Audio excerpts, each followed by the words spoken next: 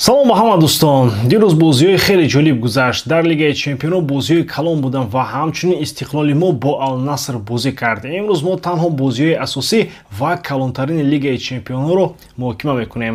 боқимондаи бозиҳо аз ҷумла бозии Истиқлол дар канали телеграми ман таҳлил карда мешавад. ссилкаро метавонед дар комментария ва описанияи ин видео пайдо кунед. аз шумо мисли ҳар вақта лайк ва дар канал обуна шудан аз мо бошад ҳар рӯз видеои нав баровардан. акнун дар ягон ҷо баъзур шунед ки давомаш ношти мегузарад.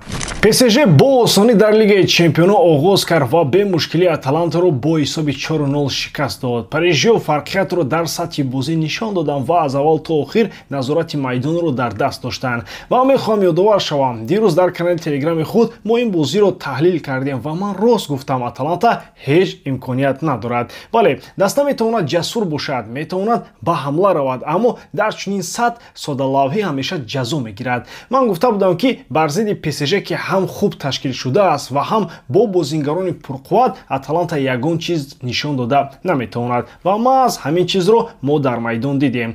Дар кори Луис Энрике аллакай система равшан аст. интизоми дифоъ, гузаришҳои тез, идоракунии суръати бозӣ ва албатта маҳоратҳои инфиродӣ. вақте ин ҳама якҷо мешавад, ба рақиб танҳо муҳофизат кардан мемонад. Аталанта кӯшиш кард чизе эҷод кунад, вале ҳамааш пароканда ва бесамар буд. дар ҳамла ғояҳои ҷиддӣ набуданд, дар дифоъ иштибоҳҳои бисёр ва натиҷа табиӣ шуд шикасти бузург.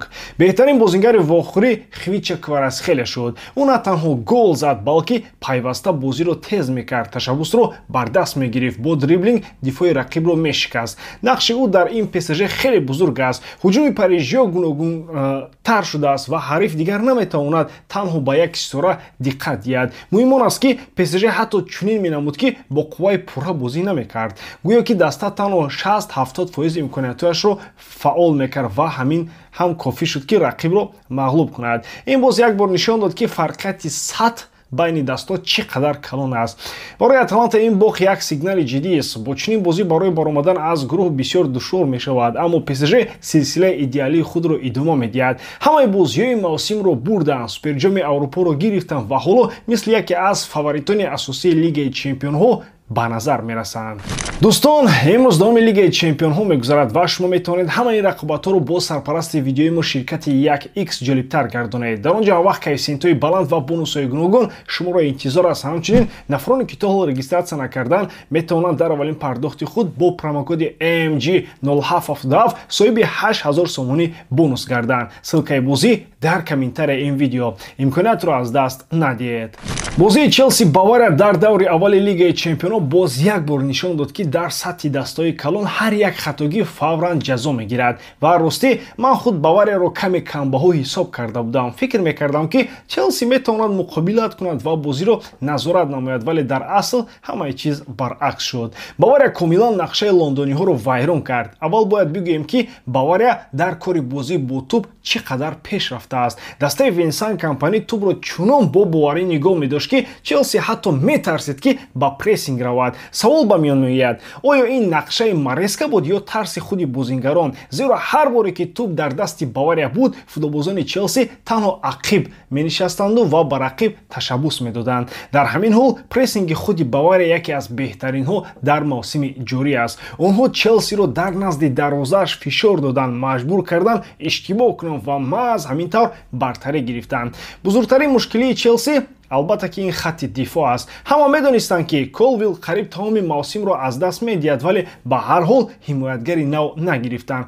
ва бе дифоъгароне ки метавонанд зери фишор бозиро аз ақиб оғоз кунанд, даста наметавонад системаи Марескаро иҷро кунад. дар чунин сатҳ Тосим ва Чалоба тамоман туғрӣ намегиранд. на яке ва на дигаре сифати лозимии пасро надорад. дар натиҷа ҳамаи нақша мешиканад. ҳар як прессинги рақиб Челсиро осебпазир мекунад. ҳоло биёяд ба қаҳрамони асосии бозӣ гузарем. Харри Кейн, бозингари англис 2 гол зад ва ба нишондоди таърихӣ расид. 20 ва 21 голашро дар лигаи чемпионҳо дар Бавария зад. ӯ танҳо сеюм футболбоз дар таърих шуд ки барои ду дастаи гуногун зиёда аз 20 гол зад. қаблан ин корро танҳо Криштиано Роналдо ва Неймар карда буданд. ин дастоварди бузург аст ва Кейн нишон медиҳад ки дар системаи Бавария боз ҳам хатари бештар шудааст. ӯ дишаб аз муҳофизат то хатти ҳамла кори бузург анҷом дод. дар айни замон агар росташро гӯем, Кейн беҳтарин рақами 9 дар ҷаҳон аст. Як ҷузъи дигарро ҳам бояд қайд кунем. Ин пирӯзӣ барои Бавария 22-ум дар бозии аввали гурӯҳии Лигаи Чемпионҳо шуд, рекорди мутлақ.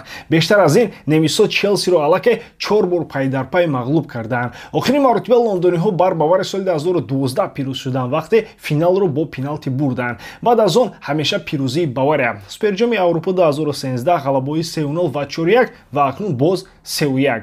Ба Челси агар баргардем, сармураббӣ Мареска нақшае дошт. Медонем ки дошт, вале ӯ ба маҳдудияти бозингаронаш бархӯрд. Бале, фикри бозӣ аз паси дифоъ фаҳмо аст, вале вақте дифоъгарони ту зери прессинг бозӣ карда наметавонанд, ин нақша ба худкушӣ монанд аст. Ва чизи аҷиб он аст ки мураббӣ то охир ба ҳамин нақша часпид, ҳатто вақте ки ҳамаи чиз аён шикаст мехӯрд. Чаро ӯ дар танаффус ивазкунӣ накард? Нето, Энцо ва Гюсто хеле заиф буданд. Лозим буд ки Гарначо, Сантос ва Эстеванро барорад ва Джеймсро ба тарафи рости ҳимоя гузорад. Ҳатто кӯшиш накард ки бозиро тағйир диҳад, дар ҳоле ки дар охир Бавария оромтар бозӣ мекард ва метавонист 2 голи дигар қабул кунад. Дар натиҷа чунин хулоса дорем: Бавария боз сифати худро, яъне сатҳи худро нишон дод. Челси бошад заифии худро фош кард. ҳисоби 3-1 ҳатто тамоми ҳақиқати бозиро нишон намедиҳад. Немисо метавонистанд бо ҳисоби калонтар пирӯз шаванд, вале бояд фаҳмид ки ин ҳамагӣ бозии аввал аст. Хатогиҳои Мареска аёнанд, аммо бозиҳои зиёд дар пешанд. Челси эҳтимолан аз гурӯҳ мебарояд ва акнун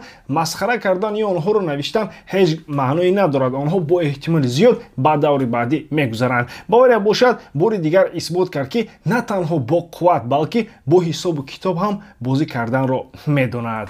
Ливерпул бозам дар дақиқаҳои охир ғалаба гирифт ва ин чиз аллакай ба як одат табдил шудааст. Бале, натиҷа ҳаст, 3 имтиёз гирифта шуд, аммо савол ин аст, то кай даста метавонад бо чунин роҳ зиндагӣ кунад?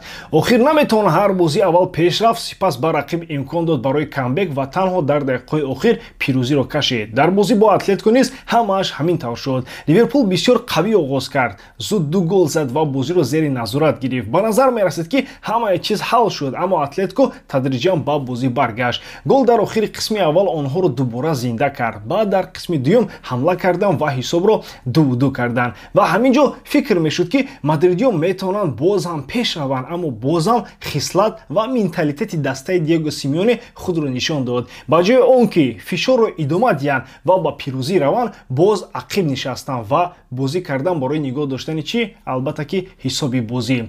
Дар натиҷа комилан мантиқӣ дар дақиқаҳои охир голи ҳалкунанда хӯрданд. Ин ҳолат барои Симеоне бегуна нест. Чунин чиз борҳо рӯй додааст, ҳатто дар финалҳои Лигаи Чемпионҳо. Мушкилӣ дар равоният аст. Атлетико то ҳол мисли дастаи хурд фикр мекунад ки асоси кор набохтан аст, аммо буҷети клуб бузург аст. Маоши мураббӣ аз калонтаринҳо дар Аврупост. Бо чунин имконот дигар хуб нест ки танҳо барои натиҷаи муносиб бозӣ кунанд. Вақти он расидааст ки барои пирӯзӣ бозӣ кунанд, на танҳо барои нигоҳ доштани ҳисоб. Аммо агар ба Ливерпул баргардем, бузургтарин ташвиш дифоъ аст. Имсол хати муҳофизаи даста хеле ноустувор менамояд. Агар рақиб фишор оварад, хати ақиб мешиканад. Ва ин на танҳо бо Атлетико шуд. Ба ёд биёред бозӣ бо Борнмонд. Пеш мерафтанд, аммо рақиб камбек кард. Танҳо дар охир наҷот ёфтанд. Бозӣ бо Кристал Пелас ҳам ҳамин хел буд. Ҳар қариб як давр даста наметавонад бозиро ором ба анҷом расонад. Барои клуби бузург ин нишонаи ҷиддист. Агар муҳофизаро ислоҳ накунад, чунин ғалабаҳои охирзамон метавонад